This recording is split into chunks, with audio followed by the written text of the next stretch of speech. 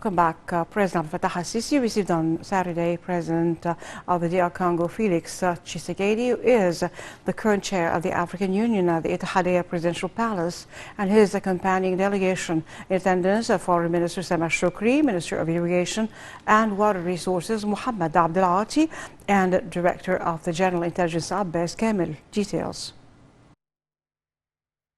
President Abdel Fattah al-Sisi received on Saturday his Congolese counterpart Felix Tshisekedi, who is the current president of the African Union, and his accompanying delegation.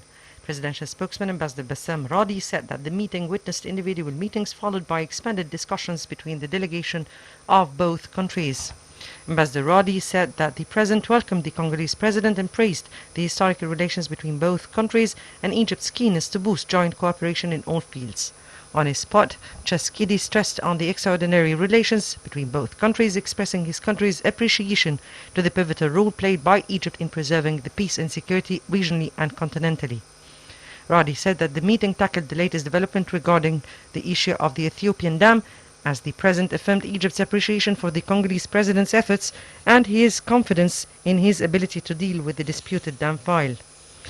He added that the president expressed Egypt's full support for those efforts within the framework of the negotiations track that is held under the auspices of Congo, the current chair of the African Union, and the participation of the international partners, with the aim of reaching a legal binding agreement on the rules of filling and operation of the JUD.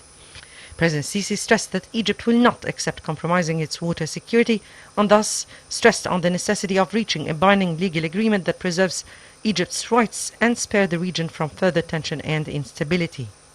On his part, President Tshisekedi affirmed his keenness to intensify coordination on this sensitive issue during the current stage to help all parties achieve progress in the tripartite negotiations, praising the great efforts made by Egypt in pursuit of a fair and balanced agreement on the dam that takes into account the interests of the three countries. Egypt condemned in the strongest terms the storming of Al-Aqsa Mosque and the attack on Palestinian worshippers by Israeli occupation authorities. In its statement, the Foreign Ministry called on the Israeli occupation authorities to take responsibility under international law by providing necessary protection for the Palestinian civilians and respecting their rights to perform religious rituals. The ministry also urged Israel to stop violating the sanctity of Al-Aqsa Mosque, the third holiest Muslim shrine in the holy month of Ramadan, expressing rejection of all Israeli attempts to alter the Arab, Islamic and Christian identity of Jerusalem and its holy sites. The ministry also strongly denounced pursuits of eviction of dozens of Palestinian families out of their homes in Sheikh Jarrah neighborhood in eastern Jerusalem to make way for Israeli illegal settlers.